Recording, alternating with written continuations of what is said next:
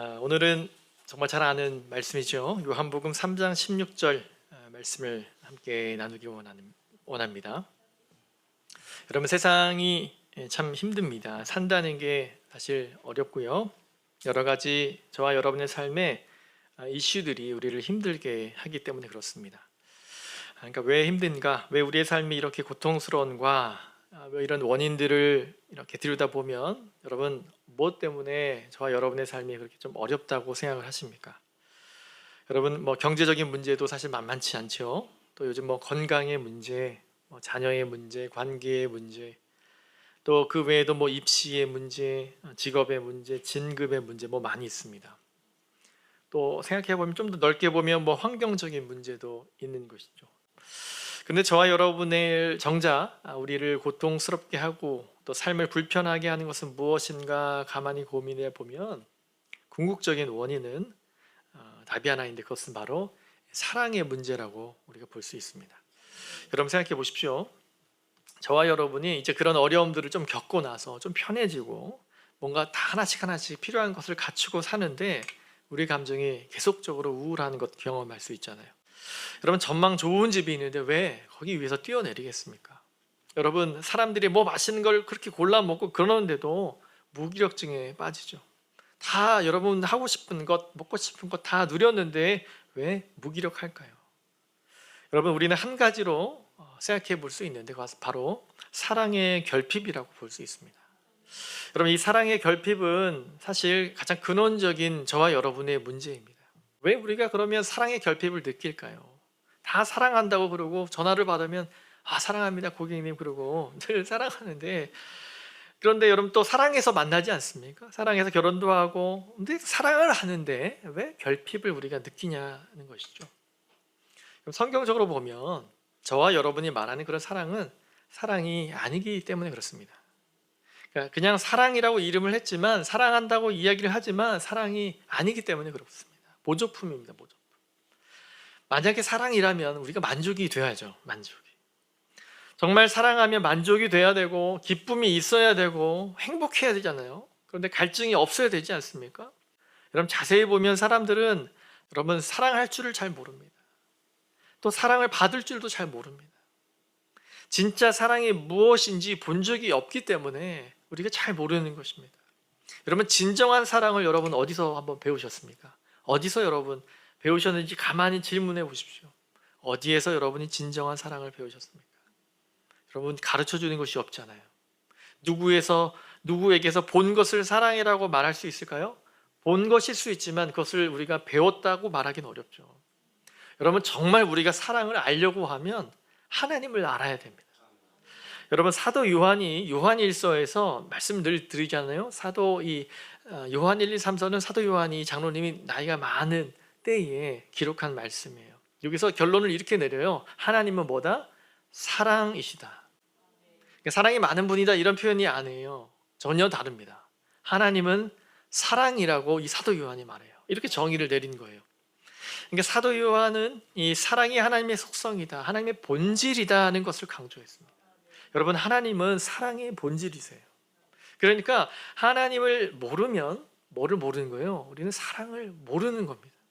사랑을 모른다면 역시 하나님을 안다고 우리가 이야기할 수 없는 것이다라는 겁니다. 우리가 하나님을 만나기 전에는 사랑이라고 하는 것이 숨겨져 있습니다. 그런데 하나님이 우리에게 사랑을 보여주신 그 사랑이 어디 있다는 거예요?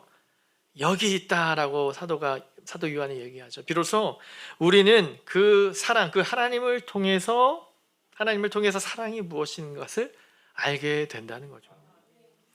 여러분, 오늘 요한복음 3장 16절은 성경 전체가 말하고 있는 핵심이 마치 한 구절 안에 담겨 있는, 그래서 우리가 참 은혜가 많고 늘 전하는 말씀이죠. 성경이 다 불에 타도 이 한 구절만 남아있으면 하나님을 알 수 있다, 이런 신앙의 선배님이 이런 얘기들을 하셨어요. 이 3장 16절, 하나님을 알 수 있고 구원의 길로 이끌 수 있는 아주 심오한 메시지가 이 안에 있습니다. 3장 16절. 짧은 구절이지만 우리가 다 암송하고 다 아는 구절이지만 여러분, 이 안에는요 엄청난 비밀이 있다는 거예요. 특별히 16절을 통해서 하나님이 어떤 분이신지, 하나님이 세상을 어떻게 사랑하셨는지, 우리에게 어떤 일이 일어났는지를 알려주는데, 오늘 그 하나님의 사랑의 포커스를 맞추고 함께 16절을 살펴보려고 합니다. 하나님이 우리에게 보여주신 사랑은 첫 번째로는 뭐냐면 주는 사랑이었습니다. 여러분 요한복음 16절을 3장 16절을 다시 보시면 하나님이 세상을 사랑하사 독생자를 주셨으니 이는 그를 믿는 자마다 멸망하지 않고 영생을 얻게 하려 하심이라. 첫 번째로 이처럼 어떻게 한다? 사랑하셨다, 사랑했다라는 거예요.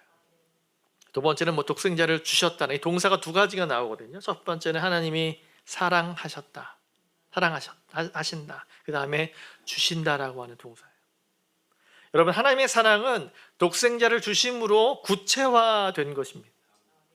여러분 사랑이 동사다. 물론 진짜 동사이지만 동사라고 하는 표현을 우리가 많이 쓰죠. 그러니까 사랑합니다 라고 하는 말이 아니라 구체적으로 뭔가 드러나야 된다는 것을 강조한 말이죠. 우리 하나님의 사랑은요 이렇게 감정으로 주시는 사랑이 아니라는 거예요. 구체적인 사랑이었어요. 여러분 사랑은요 지식적인 사랑이 아닙니다. 플라톤이 말하는 사랑, 어떤 관점적인 사랑, 플라토닉 러브 이런 말 하시잖아요. 여러분 그것은 진정한 사랑이라고 말할 수 없어요. 보여야죠. 정말 우리가 느끼고 드러나야 되죠. 철학적이고 관념적인 사랑. 여러분 사랑에 대한 책을 100권, 1000권을 읽었던 것과 정말 사랑을 경험해 본 것은 다른 것이지 않습니까? 하나님의 사랑의 속성은 무엇으로 나타났습니까? 바로 주는 것으로 나타났다. 주는 것. 여러분 이것이 세상의 사랑과의 차이예요. 여러분 세상도 사랑을 합니다. 그런데 그 사랑의 특징이 뭐죠? 일반적으로 세상이 말하는 사랑의 특징은 뭐죠? give and take예요. 주고 그리고 받는 것이에요. 여러분 이것을 이렇게 같이 평가할 필요는 없습니다. 우리가 하나님을 없이 우리가 하는 모든 사랑은 이 give and take예요. 주고 그리고 받는 사랑. 여러분 이 공식이 적용되지 않은 사랑이 없어요.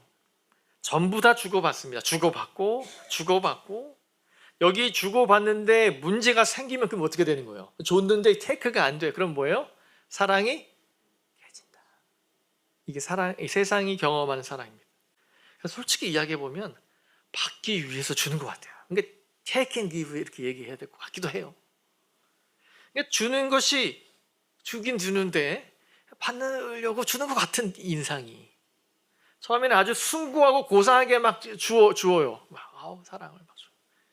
근데 우리 인간의 내면은 늘 어떻습니까? 이기적이죠. 자기중심적이죠. 내가 베풀고 사랑을 주어도 늘 계산을 하고 있어요. 여러분 부모 자식의 사랑이 가장 숭고하지 않습니까? 근데 우리 어르신들이 보통 영화에 나온 이 멘트가 뭐가 있어요? 내가 널 어떻게 키웠는데, 이게 아마 give and take의 명대사입니다. 내가 널 얼마나 give 했는데 이렇게 take를 하느냐. 여러분 그러니까 세상에서 찾아볼 수 있는 사랑은 이 공식 안에 머물러 있다는 것을 여러분 잘 보셔야 돼요. 그러니 늘 계산이 돼요. 계산을 덜 하냐 더 하냐의 문제이지 우리는 하게 된다는 거죠. 그러니까 여러분 우리가 상처가 있는 겁니다. 나는 한다고 하는데 상대로부터 돌아오는 것이 좀 서운할 때, 기대하는 만큼 돌아오지 않을 때 왜 나의 사랑을 몰라주느냐, 왜 내가 당신을 위해 얼마나 희생을 했는데 딱 그 얘기가 나오는 거죠. 각자의 계산이 다 다른 거죠.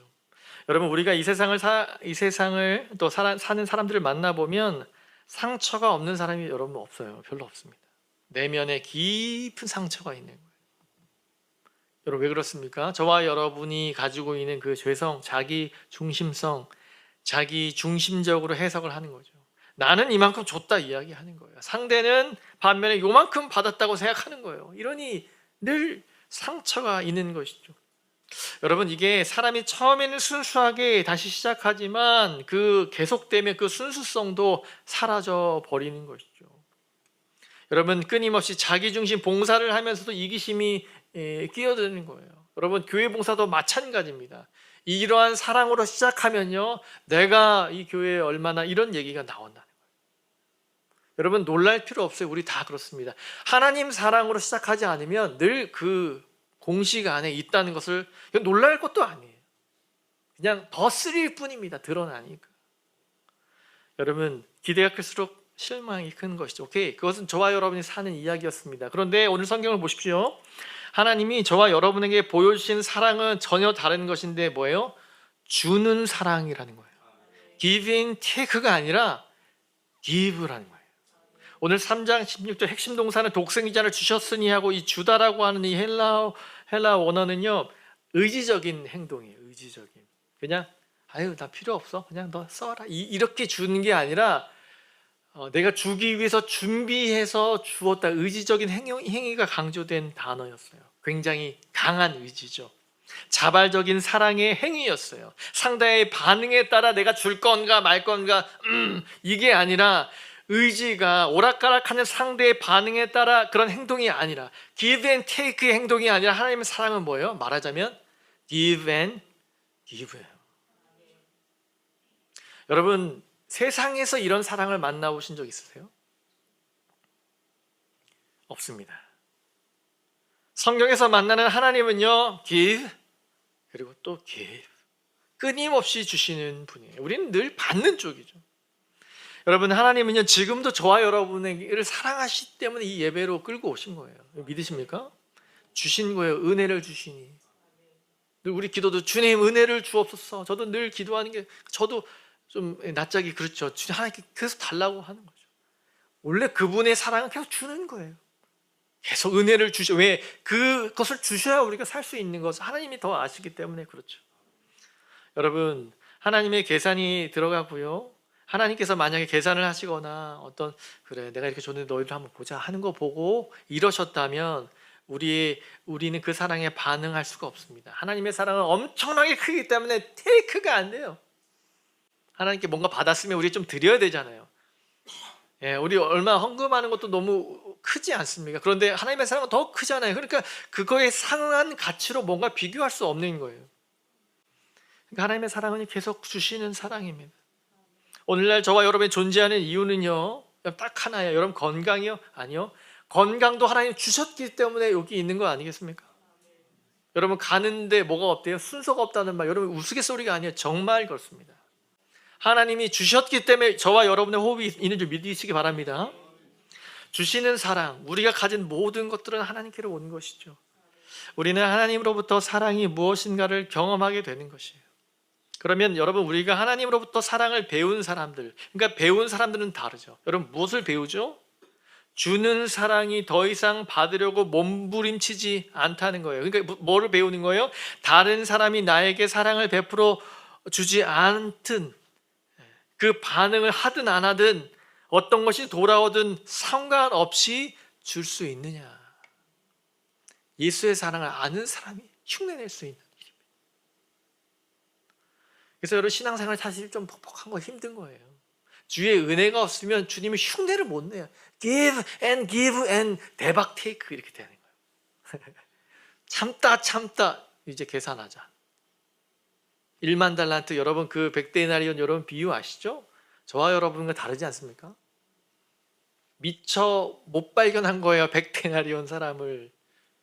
여러분 잘 생각하십시오. 우리가 받고자 할 때 우리의 삶은요 늘 목이 말라 있어요. 늘 상처입니다.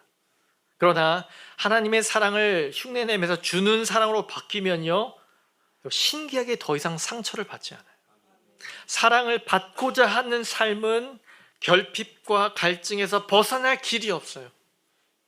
하나님의 사랑을 받은 사람은요 이미 충분히 채워진 삶을 사요.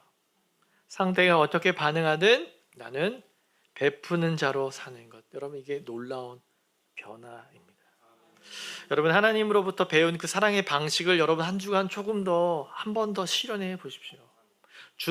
받는 것보다 여러분 더 줘 보십시오. 받는 것보다 주는 자가 복이 있다고 하셨죠. 주님이 보여주신 사랑이 어떤 가치임을 너는 알고 있느냐 그런 말이에요. 사실은 주님이 하고 싶은 말은 주는 것이 받는 것보다 더 복되다는 건 뭐냐면 정말 네가 내 사랑을 아는 사람이구나 그 말씀을 하는 거죠. 하나님의 사랑을 더 깊이 경험하고 나면 특징이 있죠. 계산을 잘 못해요. 우리 권사님들 자꾸 계산을 못하잖아요. 그게 뭔지 아세요? 하나님 사랑이 충만하면 아유 그냥 가져가세요. 그냥 가져가세요. 여러분 계산을 안 하죠. 못하는 게 아니라 안 하세요. 왜요? 하나님 사랑이 내 안에 있으면 그냥 이의가 필요할 것 같으면 그냥 오늘 내가 안 먹더라도 여러분 그것이 우리 믿음의 선조들이 보여주셨던 거예요. 의지가 아니라 주의 사랑이 우리를 그 어른들을 그렇게 움직였던 거죠. 하나님께 받은 사랑이 있기 때문에 이제 주는 것에 집중하게 되는 거예요. 여러분, 이것에 엄청난 변화가 있어요. 받을 때의 기쁨과 비교가 되지 않죠. 참 여러분, 저도 그렇지만 받는 거 좋아하잖아요.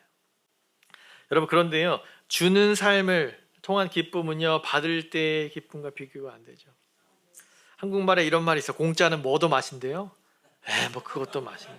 공짜 참 좋아하죠. 받을 때는 좋아요. 그런데 여러분, 줄 때 기쁨은 어떻습니까? 그들에게 꼭 얘기해야 돼요. 예수 안에 있는 이 사랑을 경험한 사람은요, 줄 때 더 기뻐요. 여러분, 게임이 안 돼. 차원이 다른 거예요, 여러분. 그러니까 이거를 종교적으로 뭔가 덕이 쌓아지고 뭔가 불교에서는 그렇게 말하거든요. 여러분, 그렇습니까? 아니에요. 저희는 안 쌓여도 오케이예요. 주는 것 자체, 예수의 사랑이 내 안에 머물렀기 때문에 그것만으로 내 안에 행복이 몰려와요. 주님이 다 책임져 주시기 때문이죠. 여러분, 여기서 삶의 질적인 변화가 일어나는 거죠. 여러분, 이것은요, 제가 말씀드린 이런 것은요, 실천을 해봐야 알아요. 세상에서는 경험할 수 없는 거예요. 세상은 주고 반드시 테이크해야 되지만 성경은 말씀은 그렇지 않죠. 세상에는요, 그 누구도 이런 사랑은 없으며 불가능합니다. 그런데 하나님이 우리에게 베풀어 주신 사랑은 바로 그 사랑입니다. 그 사랑을 경험했던 사람은요, 그 사랑의 방식이 바뀌어지는 거예요. 받는 게 아니라 뭐예요? 주는 거예요. 어제 주셨으면 오늘도 주시는 거예요. 처음에 여러분, 내가 주기만 하면 상처를 받을 수 있겠죠. 여러분, 주는 게 얼마나 어려워요. 그러니 어렵죠. 그런데 우리의 힘으로는 될 수 있는 게 아니에요. 그래서 계속 주고 계속 주려고 할 때 하나님이 그 마음을 채워주시는 거죠. 여러분, 여기서 말하는 하나님의 사랑은 아가페의 사랑이죠. 헌신의 사랑. 그래서 그 사랑을 받은 사람들은 하게 되는 거예요. 그러니까 기대하지 않으면 상처가 없습니다. 영혼을 영혼 그대로 대하실 수 있어요. 또 여러분의 삶의 모드를 바꾸세요. 주는 모드로. 하나님의 사랑을 따라 여러분 그렇게 하는 거예요. 여러분, 그러면 우리의 삶이 강력해지고요, 멋이 있어져요. 풍성해지죠. 두 번째로 하나님께서 주신, 우리에게 보여주신 사랑은요, 먼저 베풀어 주신 사랑입니다. 요한일서 4장 10절을 제가 읽어드리겠습니다. 사랑은 여기 있으니 이것이 in this is in love, 이렇게 얘기하셨는데요, 이게 사랑이다라고 얘기하면서 우리가 하나님을 사랑한 것이 아니요 하나님이 우리를 사랑하사 우리 죄를 속하기 위하여 화목 제물로 그 아들을 보내셨습니다. 사랑이 이것이다. 우리 죄를 속하기 위해서 화목 제물을 구한 너를 보내셨다, 이렇게 얘기하셨고요. 19절을 읽어드리겠습니다. 우리가 사랑함은 그가 먼저 우리를 사랑하셨습니다. 아멘. 사도 요한이 명확하게 사랑이 뭔지 설명했는데요, 주시는 사랑이고, 두 번째로는 뭐예요? 여러분, 저와 여러분이 하나님을 사랑한 것이 아니래요. 하나님이 먼저 여러분을 사랑하셨대요. 따라하겠습니다. 하나님이 먼저 나를 사랑하셨다. 여러분, 우리는 착각을 합니다. 신앙도 이 기브 앤 테이크로 많이 하거든요. 주님, 내가 주님을 위해서 얼마나 헌신했는데요. 주님이 잠깐만, 네가 헌신하기 전에 내가 널 사랑했어 라고 할 말이 없죠. 이 은혜가 있어야 됩니다. 우리의 헌신과 우리의 힘듦이 같이 없다는 얘기가 아닙니다. 얼마나 우리가 섬기고 이 인생을 살면 어려움이 많습니까? 그러나 꼭 기억하시라는 거예요. 하나님이 우리 주신 사랑은 주신 사랑이고 저와 여러분을 먼저 사랑하셨다는 거예요. 여러분, 우리는 하나님을 사랑한다고 하지만, 우리는 사랑을 한다고 하지만 사실 까다롭죠. 여러분, 사랑한다고 하지만 여러분이 사랑할 만한 대상은 우리가 늘 찾지 않습니까? 우리는 사랑해 줄 만한 사람인가, 내가 이 사람을 사랑해도 될까, 사랑의 대상을 따지고 고르지 않아요. 이 사람 매너가 없어, 난 이 사람은 좀 아니야. 저와 여러분 늘 그렇게 우리의 인생이 사랑할 사람을 고르다 한둘 정도로 그렇게 살아가고 있지 않습니까? 원래 인생이 그렇습니다. 사랑만 할 사람을 찾죠. 어떤 기준을 가지고, 그래서 내가 가지고 있는 어떤 기준에 들어오면 엄청 사랑해 주고요.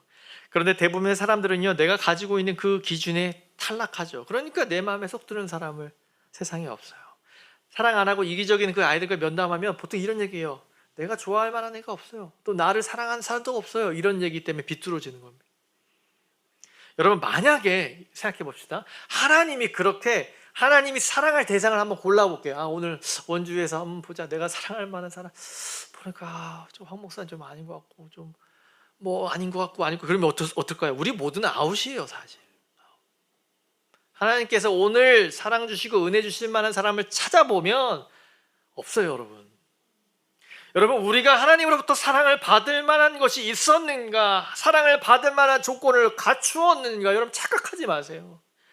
전혀 아니라는 거예요. 전혀 아니다. 성경은 우리를 어떤 존재로 여기라고 말합니까? 성경은 우리 보고 죄인이라고 얘기합니다. 죄인이라고. 그냥 죄인이 아니라 뭐예요?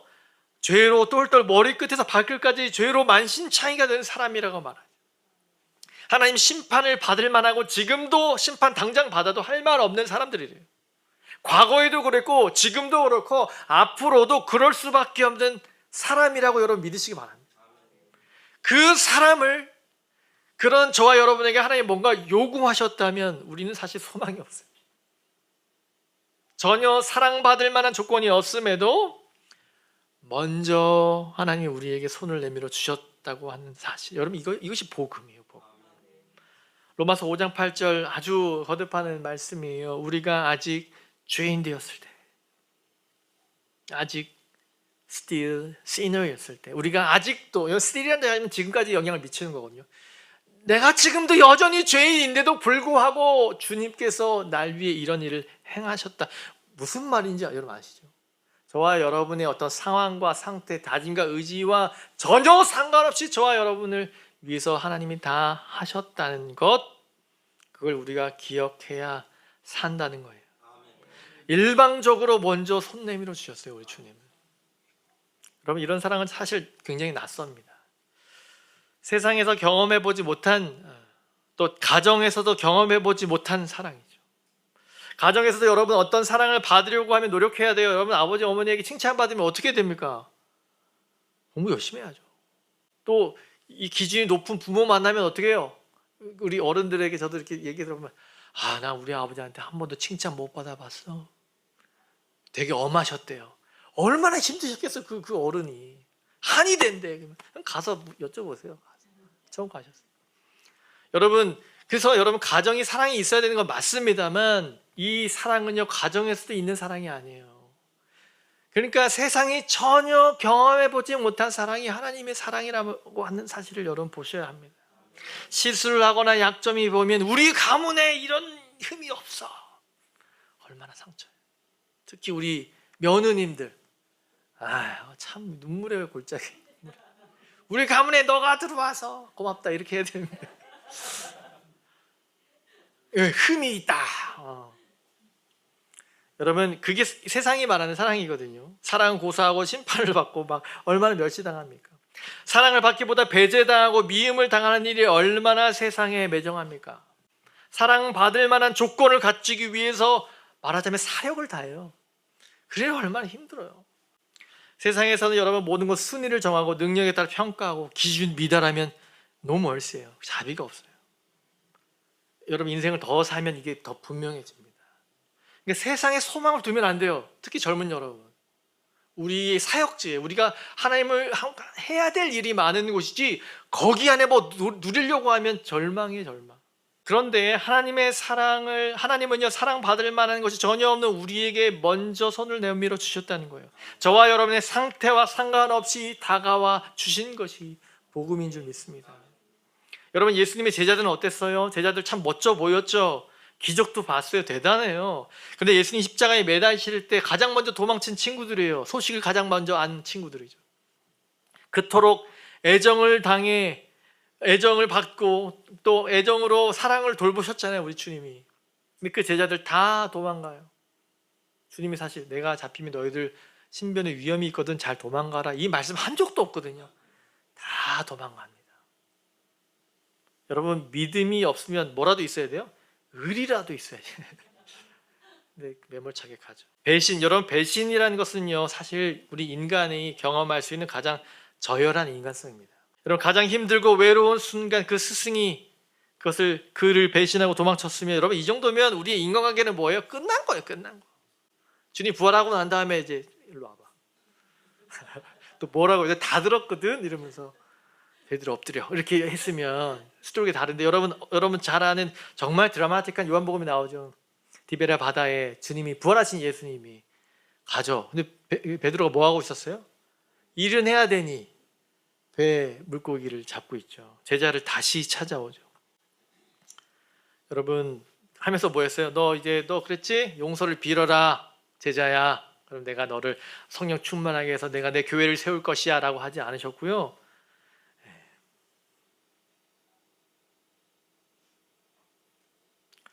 또 그냥 가지도 않고요. 주님이. 근데 이 물고기 예수님이 잡으셨는지 어디서 사왔는지 몰라요. 구워놨어요. 여러분 그 뱃일은 안 해보셨지만 밖에서 뭐 밭에 뭐라도 심으면 얼마나 허기가 집니까? 감자라도 뭐 엄청 녹일 때 주님이 쫙 이렇게 숯불을 구워가지고 와서 먹으라고 하죠. 여러분 그것을 보면요, 아우 놀랍네, 주님이 참 이런 것도 하시네. 여러분 그런 메시지가 아니에요. 사실 1차적인 독자는 베드로죠. 베드로에게 주님은 끝까지 사랑으로 가셔. 또 주고 너 나 사랑하느냐고 물으시잖아요. 여러분 네가 나를 사랑하느냐? 세상에서 찾아볼 수 없는 일입니다. 탕자의 비유도 여러분 보십시오. 뭐 형 동생 그거 보지 마시고 탕자의 비유에 보면 이 아버지 보세요. 이 아버지는요 맨날 그 바깥에 나가 있어요. 아들이 돌아오기만을 기다려요.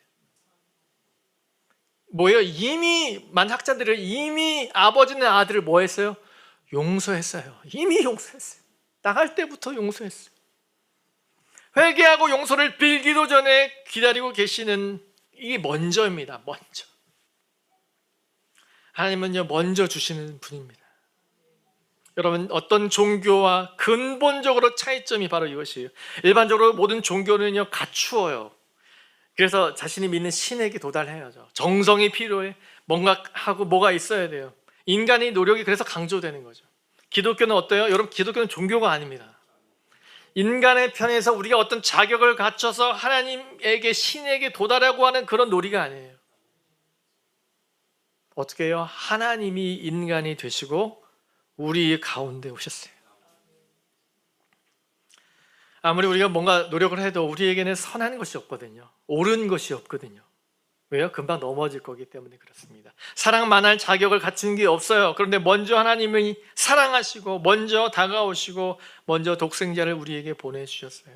구원의 길을 열어주신 것이에요. 여러분 이것이 복음 중에 복음인 줄 믿습니다. 사랑하는 성도 여러분, 오늘 이 제자들 잘못했으니 용서를 빌러와도 부족한데 주님은 뭐 하신다고요? 기다리고 계시는 분이. 단순히 기다리시는 분이 아니라 뭐예요? 다가가시는 분이에요. 허기진 거 아니까 그것까지 싸가지고 가서 불도 피워가지고 하셨던 분. 여러분 이 말씀에서 우리가 이제 세상을 바라보면 세상이 얼마나 살벌합니까? 얼마나 매정합니까? 성경을 보면 그런데 하나님은 전혀 다르시다는 거예요. 마치 빚진 자처럼 저와 여러분에게 구애를 하시는 분 같아요. 사랑받을 만한 조건을 전혀 갖추고 있지 않음에도 사랑을 베풀어 주시는 하나님이세요. 하나님이 우리를 사랑하신다는 거, 우리를 먼저 사랑하신다는 거. 사랑받을 만한 자격과 조건과 상태가 아님에도 불구하고 그저 나를 사랑하신다는 먼저 베풀어 주신 이 사랑이 없었다면 저와 여러분은 존재할 수가 없습니다. 여러분 우리 구원이, 저와 여러분 믿는 그 믿음 있잖아요. 구원이 안전한 이유가 뭔지 아세요? 바로 여기 있어요. 그분이 먼저 사랑하셨기 때문에 이 구원이 완전한 거예요. 그분 편에서 하신 사랑이기 때문에 이것이 취소되지 않음을 믿으시기 바랍니다. 하나님의 편에서 베풀어 주신 사랑의 힘이 저와 여러분 이렇게 힘들지만 예배 가운데로 부르시고 또 은혜 주시고 말씀으로 다시 살라고 시간을 주신 줄 믿습니다. 마지막 세 번째로 하나님의 사랑은요 우리에게 독생자를 주셨다는 건데요. 여러분 이 독생자가 사실 신학적으로 어려운 의미라고 말씀드렸어요. 하나독, 날생자 아들 자자잖아요. 하나밖에 없는 아들이라는 의미입니다. 자, 여러분 하나밖에 없는 아들이라고 하는 의미 독생자인데요. 여러분 우리가 어떤 사랑을 할 때 수준을 정해놓고 사랑을 하죠. 세상에서 여러분 경험할 수 있는 가장 큰 사랑이 뭐라고 합니까? 부모의 사랑이거든요. 부모의 사랑. 여러분 그런데 부모의 사랑에 눈물겹고 대단하죠. 그러나 여러분 여기에 한계치가 있습니다. 어르신들 보니까 이 자식이 여러분 있는데 어느 자식이 가장 좋은가 물으면 누가 좋대요? 용돈 많이 주는 자식이라고 그렇게 얘기하시더라고요. 네, 아멘이 없으시니까. 네, 무슨 얘기입니까? 부모가 뭐 변한 건 아니잖아요. 연세가 들고 이렇게 되셔서 그래도 이 부모가 외로운 줄 아는구나, 연락해주고 가까이 해주는 그 자식이 좋은 자식이 고맙지 않겠습니까? 여러분, 제가 어떤 말씀 드리려고 하냐면 부모의 사랑도 여러분 한계가 있어요. 왜? 그분도 인생이니까요. 얼마나 외롭고 힘드세요. 그거 알아봐주는 자녀 1등 아니겠습니까? 네, 아멘이 없으니까 빨리 넘어가겠습니다. 그런데 여러분, 진짜 사랑은 하나님의 사랑이에요. 그 사랑은 독생자를 주신 사랑이에요. 그 말은요, 하나님이 모든 것 가지신 분이잖아요. 당연히죠. 하나님 뭐 창조 주시니까. 그런데 독생자가 은혜가 있다는 게 이거예요. 모든 것 가지신 분이 아들이 있는데 아들을 주셨대요. 이게 이해가 잘 안 되실 수 있어요. 설명을 드린 거예요.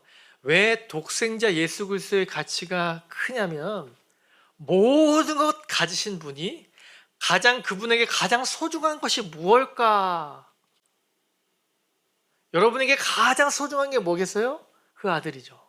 아들이 없으면 어떤 자식이겠고, 그것도 하나밖에 없는 자식이면 여러분의 인생, 여러분 존재에게 가장 귀한 존재 아닐까요? 여러분, 의미적으로 한 인생에 있어 가장 귀한 것이 뭐예요? 뭐 아들이면 아들이고 자식 아니겠어요? 그 존재가 하나님에겐 누구라는 거예요? 예수 그리스도라는 거예요. 그러니까 여러분, 이걸 잘 아셔야 돼요. 하나님에게 사실 아들이 필요 없는 분이에요. 모든 것 가지신 분인데 저와 여러분에게 가장 귀중한 존재 그 아들처럼 아버지께서 뭐를 주셨다는 거예요? 여러분에게, 저에게 그 하나님, 모든 것 가지신 분이 가장 귀하다고 말할 수 있는 그 독생자를 주셨다는 거예요. 그리고 압도적인 겁니다. 비교할 수 있는 것이 없어요. 저와 여러분의 삶에 가장 중요한 것, 귀한 것 맞죠? 근데 아들 아니겠습니까? 모든 것을 주더라도 마지막까지 포기할 수 없는 것, 여러분, 그거 아들 아니겠습니까? 그런 자식들 아니겠습니까? 그런데 하나님에게 그게 뭘까요? 여러분, 그래서 여러분, 신인 동형적 표현이다 이런 말을 하거든요. 인생에게 비춰봤을 때 하나님에게 있어서 가장 귀한 것, 예수셨다는 거예요. 그걸 우리에게 주셨다는 거죠. 아끼고 아끼는 존재, 하나밖에 없는 아들. 로마서 8장 32절이 증명해요. 자기 아들을 아끼지 아니하시고 우리 모든 사람을 위하여 내주신 이가 어찌 그 아들과 함께 모든 것을 우리에게 주시지 아니하겠느냐. 아멘. 독생자 어려울 수 있으면 신학은 나중에 공부하고 이 독생자를 이렇게 드세요. 하나님에게 있어서 최고의 것, 그걸 누구에게 주셨다고요? 여러분에게 주셨다. 자기 아들을 아끼지 아니하시고. 여러분, 이 대목은 어안이 벙벙해지는 대목이에요. 왜 하나님이 이렇게까지 하셨을까 이해가 안 되는 거예요. 여러분, 이 사랑이 너무 크니까 하나님이 최고로 주셨다는 거. 우리에게 사실 여러분 이 부분에서 우리가 의심한다면 좀 믿어지지 않아요. 더 이상 드릴 말씀이 없어요, 사실. 여러분, 우리의 구원이 어디에 있는가를 확인해 본다면, 그리고 우리의 그 구원이 쉽게 실패할 수 없는 이유가 뭔지 아세요? 하나님의 이 거대한 사랑에서부터 시작했기 때문에 들 수도 없어요. 그 사랑으로 나를 살리셨다면 끝난 거예요, 이제. 여러분, 이것을 경험하고 나면 우리 인생이 변하게 되는 거죠. 나라는 존재는 존재의 가치는 상상할 수 없는 가치, 이보다 더 큰 사랑이 없기 때문에 여러분, 그래서 우리가 다 깨닫는 것은 불가능한 것이죠. 여러분, 일생 동안 여러분이 받은 어떤 선물 중에 가장 최고의 선물이 뭐였어요? 여러분, 어떤 분들은요 선물을요 이렇게 가격이 아니고 마음이에요 이렇게 얘기하시죠. 그런데 어때요? 여러분, 아니에요. 가격이 중요합니다. 가격이.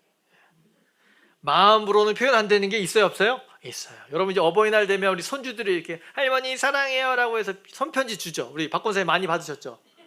이제 더 이상 뭐래요? 이런 거 쓰지 말고 쓰지 말고 사탕이라도 하나. 여러분, 이게 마음으로 끝나는 게 아니에요. 여러분, 그쵸? 마음으로 표현 안 되는 게 있죠. 어떤 남편은 아내의 매년 생일마다 내 마음 알지? 막 이렇게 하죠. 이게 한두 번이면 감사하죠. 근데 20년, 40년째 이러고 있으면 어떻게 해요? 예, 크게 웃는 분은 반성을 하셔야겠죠. 30년째 내 마음 알지 선물은커녕 꽃 한 송이도 안 주면 어떻게 해요? 이게 상처예요, 상처. 30년째 상처. 마음을 알 길이 없어요. 표현해야 돼요, 여러분. 선물 꼭 사세요, 여러분. 꽃을 꺾든지. 여러분, 하나님이 저와 여러분을 사랑했다는 그냥 아유 하나님이 손아트 사랑해 손편지 이 정도였다면 아유 하나님 이제 그만하세요 좀. 그런데요, 여러분, 하나님은 뭘 주셨어요? 독생자를 주셨다는 거예요. 가장 최고의 것을 그러니까 하나님의 마음만 받아라가 아니라 그 마음이 뭐로 표현된 거예요? 그 아들로 표현된 거예요. 그 십자가에 그 아들을 죽이기까지. 값으로 매길 수 없는 거죠. 값을 넘어서는 거예요. 값이 없는 게 아니라 priceless. 넘어서는 거예요. 여러분, 평가할 수 없는 것이죠. 여러분, 독생자 예수는요, 여러분, 한 분이에요, 한 분. 자기가 예수라고 하는 분들이 그 거짓말일 수밖에 없어요. 왜요? 한 분이에요, 한 분. 하나님이 우리에게 베푸신 사랑은 상상을 초월하는 가장 위대한 선물이죠. 여러분, 그래서 그 사랑은 하나님의 강력한 의지가 들어있는 거예요. 사랑에서 나온 의지. 여러분, 이 사랑을 오늘 다시 한번 되새기기 바랍니다. 여러분, 저와 여러분의 삶을 움직이는 힘은요, 돈인 것 같지만 여러분 그렇지 않아요. 사랑이 저와 여러분을 움직이고 있어요. 강력한 힘은 여러분 사랑에서 나오죠. 이 십자가의 사랑을 경험한 신자는 그래서 달라지게 되는 겁니다. 여러분, 이 독생자의 사랑을 경험한 사람이 형식적인 신앙을 할 수 있겠습니까? 여러분, 그럴 수 없어요. 여러분, 그러니까 여러분 무엇을 하려고 애쓰지 마십시오. 그냥 이 하나님 사랑에 더 깊이 들어가시면 하면 돼요. 더 담금질, 여러분 담금질 아시죠? 한 번 더 물에 푹 넣었다가 꺼내는 거예요. 아직 잘 모르겠어? 한 번 더 하나님의 사랑에 들어갔다 나오면 돼요. 헌신이 어려워요, 목사님. 어떻게 해야 돼요? 더 하나님 사랑에 더 깊이 나오면 더 견딜 수 있는 힘을 주신 줄 믿습니다. 여러분, 주님께서 은혜 주시면 이 세상이 변하나요? 아니요. 세상은요, 하나님의 정확한 계획 가운데, 하나님의 작전 가운데 다 이루어지고 있어요. 우리가 변해야 돼요. 그 세상에 살아갈 힘, 성령이 주시는 힘으로 사셔야 합니다. 제도와 시스템으로 사람에게 어떤 것을 움직이는 게 아니에요, 여러분. 하나님의 사랑이. 여러분, 이 사랑이 있어야 우리의 삶이 재미있고요, 흥미진진해지게 돼요. 여러분, 우리는 존재론적으로 외롭고 우리의 삶은 고통일 수 있어요. 우리는 모두 내가 누군가에 대한 정체성의 혼란을 겪으며 살아갑니다. 아무리 채우려고 해도 채우지 않는 이유는 거짓된 사랑을 경험하고 있고 또 계속 그것을 찾고 있기 때문입니다. 저와 여러분의 빈 가슴을 채워줄 수 있는 유일한 힘은 하나님의 사랑밖에 없는 줄 믿습니다. 이번 한 주간 하나님의 사랑으로 더 충만해지기를 바랍니다. 하나님의 사랑은 계속 주는, give and give, 끊임없이 주는 사랑이었어요. 그 사랑은 또 먼저 주신 사랑이었어요. 우리의 상태와 상관없이 내가 너를 사랑한다고 하시는 그 사랑. 마지막으로 독생자를 주시는 전부를 주신 사랑이었습니다. 오늘 그 사랑으로 인해서 우리가 구원을 받았고 그 사랑으로 인해서 우리가 하나님이 누구인지 알게 되었습니다. 이제 그 사랑으로 그 사랑을 깨달은 자로서 이제 이 사랑을 모르고 살아가는 이들 앞에서 그 사랑을 널리 전하는 여러분 되시기를 주님의 이름으로 축원합니다.